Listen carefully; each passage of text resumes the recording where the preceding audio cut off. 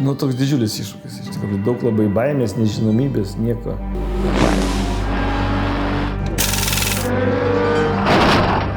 Nesąmonės būrelis. Apsipylė ašaromis. Visiškai atrodė, kad išprotės.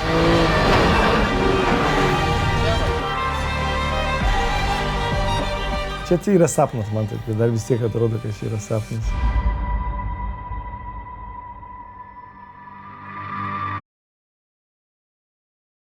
So, I assume that you're happy that we're doing interviews during this season, right?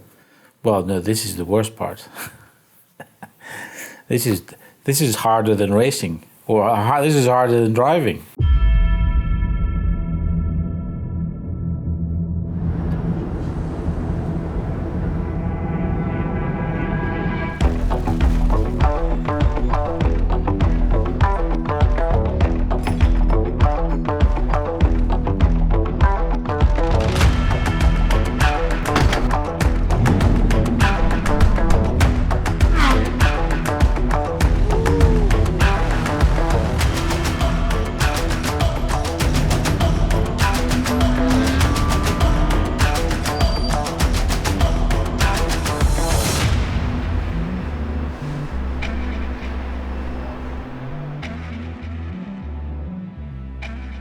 Pasilgau, iš tikrųjų, pasilgau vėl, atrodo, kad emocijų.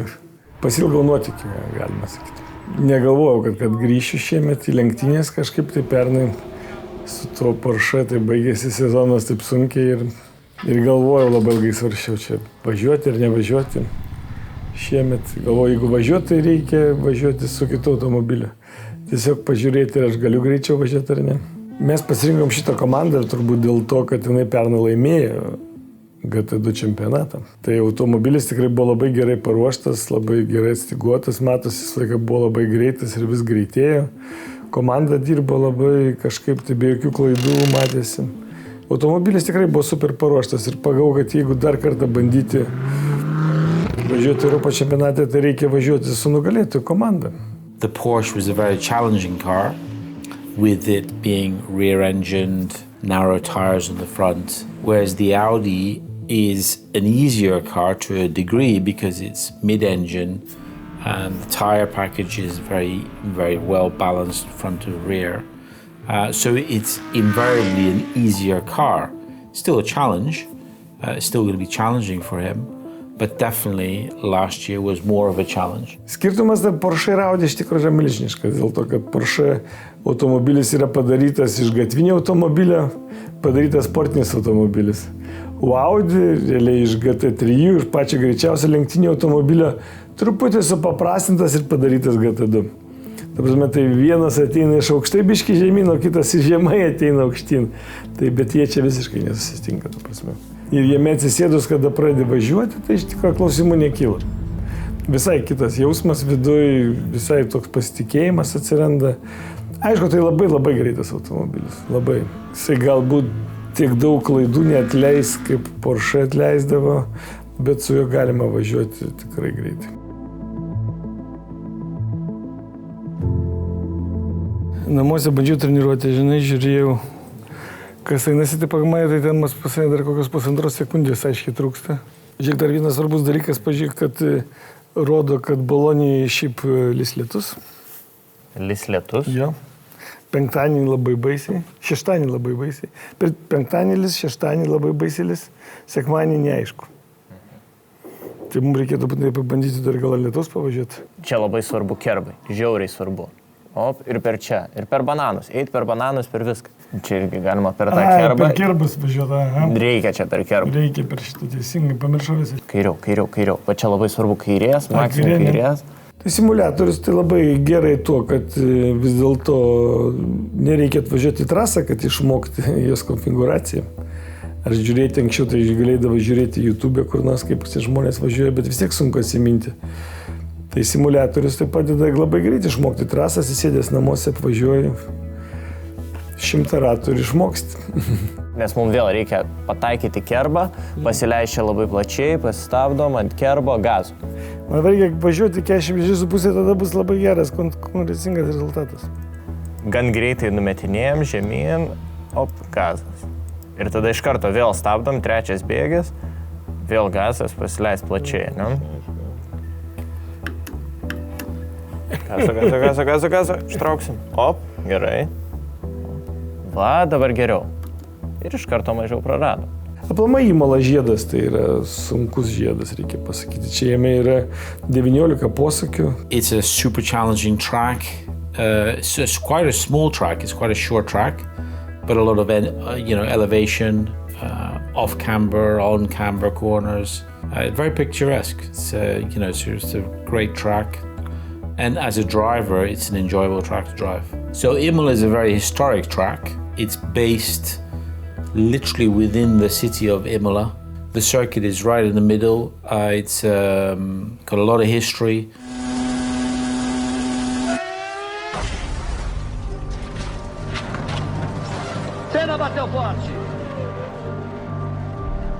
Unfortunately, it's also infamous for the death of Ayrton Senna back in, I think, 1994.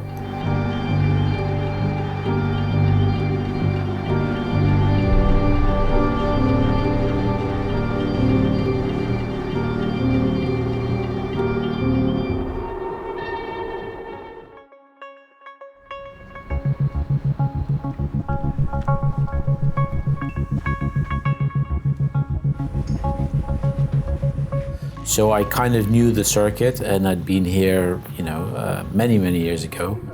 So I was very happy with the circuit, but my philosophy has always been, I need to do a few laps just to kind of find my way around and focus on Aurelijus.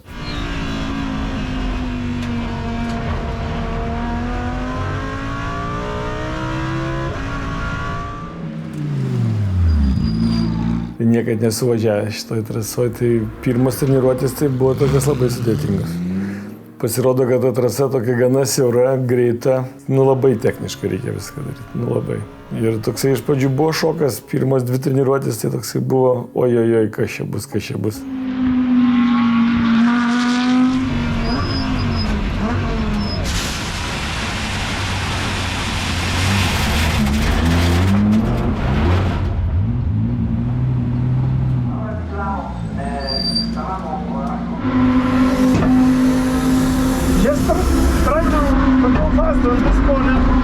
Yes, but Aurelijus, you cannot go faster on this corner on the outlap. What do you think? The tires are warm? Yeah, no, that Of course not. No. You only went out of the pit lane.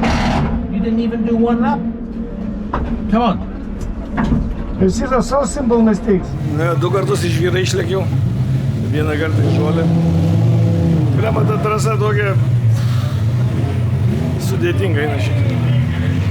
Tokia labai staigiai viskas vyksta, greit išvažiuoja, iš tiesių nesimato, stabdis dugnas, staigus posūkis. Tiek jėgų, energijos reikalauja trasa, kad ką žinau, nėra minutės atsipūsti. Jose ir Maiklas iš tikrųjų akcentavo man, kad visur per daug prisistabdau, per daug streso man ir po to nežinau, kas vyksta. Ta mašina tokia visa blaškosi. Antras tai, kas šitoj trasoj būtina naudoti visus kerbus. Taip, ant kerbo važiuoti yra iš tikrųjų, nėra malonu važiuoti. Jeigu ant tų vadinamų geltonų bananų užlėkė, tai ta mašina pakyla į orą, pradeda viską sukti, žipsėti, traction controlas, mirksi tą mašiną, bum, visa šoka tokia draskosi, atrodo, kad tuo eina čia į gabalus iškris. Kad nėra malonu tikrai, sako, tu turi važiuoti ten, važiuok, nestabdyk, tiesiai, tai toks, taip toks, tokia visiškai priešingybė, mes kaip įpratę su savo civiliniu automobiliu, nevažiuojam per duobę specialiai, kad greičiau būtų, tu kaip važinėjam duobės, o čia tu sako, tiesiai, ir dar nestabdyk, ką tu ten stabdai. You made progress step by step, and that's all you can ask for someone at a new track in a relatively new environment. Iš tikrųjų, kiekviena trasa reikia laiko, kad tu priprastum prie jos greičio, kur tą mašiną paleisti, kad jinai važiuotų. Tai čia, Labai daug reikia laiko ir pasitikėjimas. Turi atsiras pasitikėjimas. Tik tada gali važiuoti greitai. Jeigu bijosi, nevažiuosi greitai.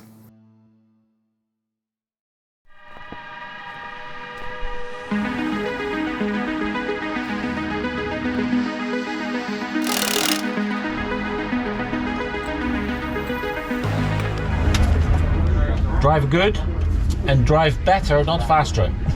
Huh? Toks pajutau iš pradžių, toks biški blaškiausi, pavargęs buvau matyti, bet po to jau pradėjau greitėt. Bet atsitrenkiau į mūsų komandos kitą mašiną, kitą automobilį, tą Brabham. Tai kadangi Kevinas važiavo lėčiau už mane 3 sekundėm, 4, tai man neužteko atleisti akceleratorius ir palaukti kažkiek tai. Ir antras, tai pradėjau daryti rato pradžioj. Tai man pasirodo, kad reikia daryti rato pabaigoje, pasilikti vietą, surasti, kur niekas netrukdo. Aš galiu net vos nesustoti trasoje ir ramiai pralaukti, tau pasidaryti tą laiko tarpą tinkamą. Ir tada važiuoti. O aš kažkaip tai vis atleidau biškį, tai vėl dasyviu, vėl atleidžiu. Nu, toksai gavosi šūdas. Važiavau tenas 1.47 ir jaučiu, kad aš galiu greičiau važiuoti, bet laiko nebeliko tada. Aš nesugebėjau pasidaryti tarpą. Tai va čia man Michaelas po to skaitė paskaitą, kaip tai reikia daryti. Tai čia, irgi čia yra praktika, kurias neturėjau ir dėl to nepadariau gerą laiką ir už tai kvalifikausi tik tai 11. Aišku, buvo labai nusiminęs, tai, nes nėra smagu būti gale visos eilės, bet, ką, taip yra, mokomės. Supratau, kad čia dar viena pamoka man.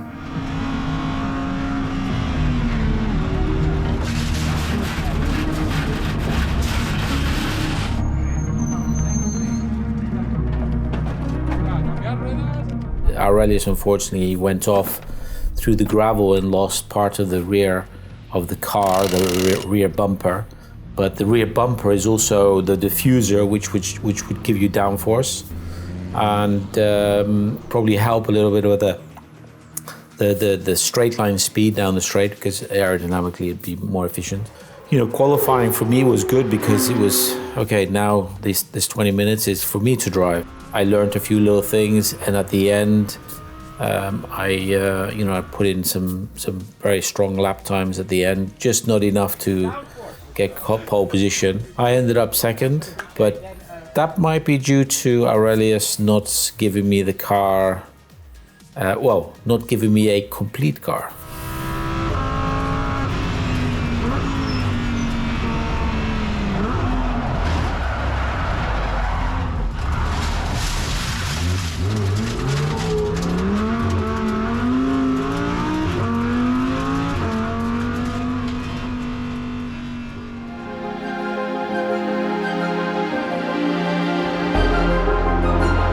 Fanatec GT2 European Series starts season 2022 and makes its Imola debut as we get set for the first of 2 50-minute races this weekend. Aurelijus Rusteika in the high-class racing Audi. Aurelijus Rusteika, who last year drove a Porsche, but got a bit frustrated, I think, with the car. Despite the best efforts of him and Michael Vergers, they just couldn't quite unlock the potential of it. So they've gone the Audi route for this year, and it'll be interesting to see what progress they can make as they get more used to the car.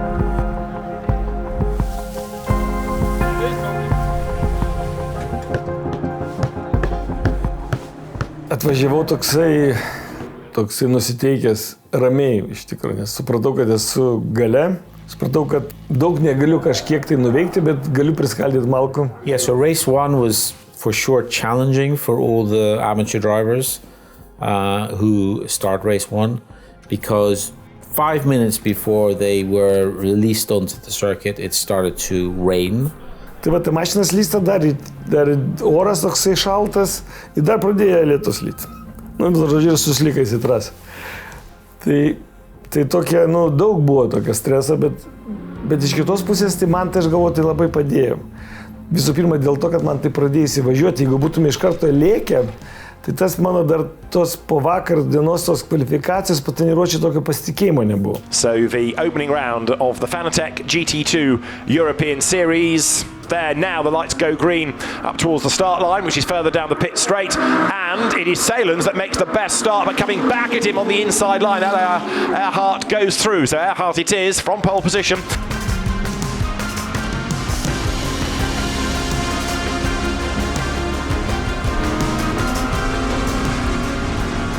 Bet kai pradėjom važiuoti per lietų ir visi saugojosi ir aš pradėjau saugotis taip gana ramiai važiuoti, ten vieną mašiną mane pralenkė, aš pralenkiau vieną, žiūriu, kad tamai pradėjo sukiotis ir tokie pas mane tada atsiranda toks žiūrėjau pasitikėjimas, jau mašina vis greičiau, aš jau pradėjau važiuoti ir toksai jaučiu, kad tos grįžta pasitikėjimas ir tas greitėjimas nestaigus man labai padėjo.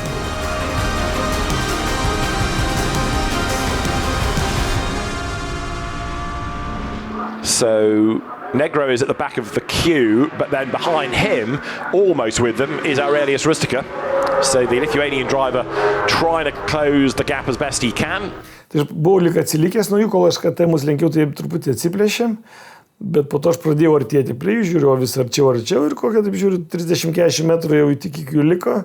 So the next target for him is Aurelijus as there to the inside goes Alessandri, and there's contact and another spin for the Lamborghini as around it goes. But he did a great job, ensured that he stayed with the Pro-Am battle, which was happening in front of him, and he stayed within 2-3 seconds of that group. If he hadn't driven how he had driven in that first part of the race, we would have not had the result we had. Ir buvau aplinkęs, man atrodo, 4 mašinas ir automobilis sveikas. Atvežiau krūvoj, pristačiau Maikui automobilį ir sakiau, prašau, dabar daryk rezultatą. To do the pit stop, we enter the pit lane and the timer starts, and then the timer stops when you exit the pit lane. If you go faster, then you get penalized. So the race director this weekend said, we will give you a 1-second joker time if you go too fast. Ir kada mes tik tai pasikeitė, Maikas sustojo važiuoti ir atvažiuoja mūsų konkurentų automobilis. You know, my display went green, so I was ready to go, but my lollipop man, the guy controlling me, he basically didn't want me to go because I was pulling out in front of the other car, but I thought, no, I need to go because one, if I get stuck behind him, I need to overtake him. And 2, this is for a position, so I'll just go. Ir ką daryti? Ir Maikas priešais jį išlindo ir važiuoja, ir jis išvažiavo per anksti truputėlį. Ir pas mus toksai dega tablo, rodo raudona, per greitai, ir jis negali atleisti, kadangi konkurentas baksnoja visiškai, va taip.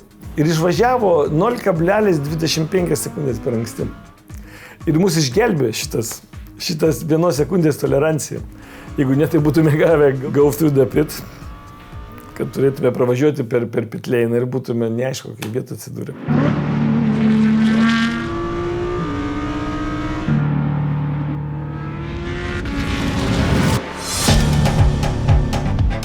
Ir jisai gana greitai pradėjo vytis. Ir užvirė ten labai įdomi kova.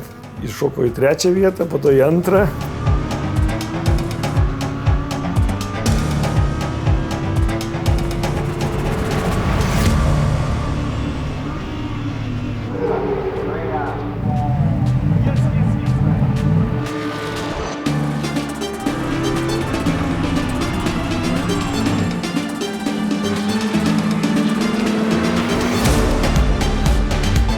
And I could see there was a car in front, so I assumed that we were racing him, and eventually I caught him. And we've seen Michael Verges many laps having the fastest lap of the race.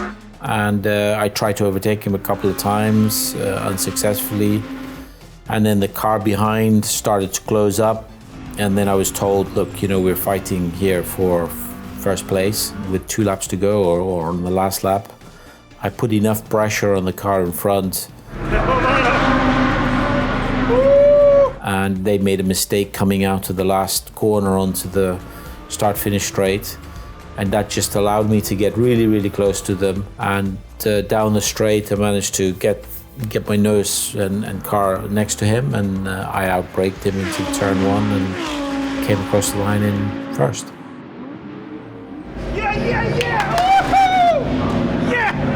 Ten šokinėjau iš laimės, negalėjau patikėti, klausyk, kaip ten, kad tik tai davažiuot. Our first win in Pro-Am has been coming. Last year we were unlucky a few times, but this year we started off on the top step. Yeah! posizione seconda.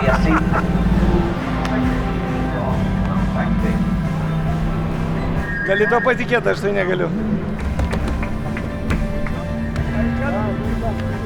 Your first win as a driver takes a lot of pressure off you because you've done it once. Now that he's realized that, you know, he can win and we are able to win as a team, for sure it's you know, as from a confidence point of view, it's given him a confidence boost.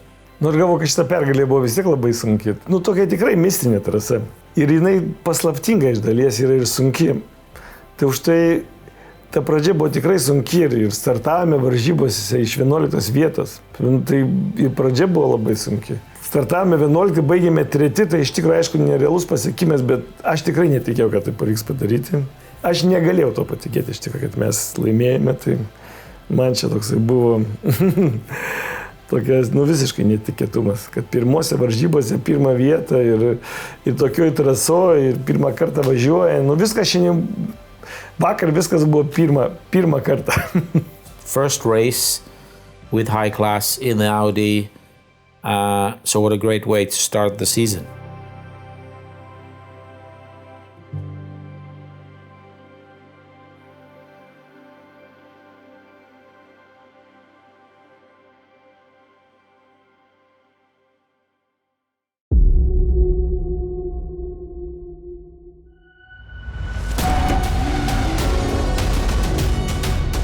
Have the opportunity to overtake, then you go for the overtake. Tikrai buvau idealiai pasiruošęs trasą. We're now fighting for a championship.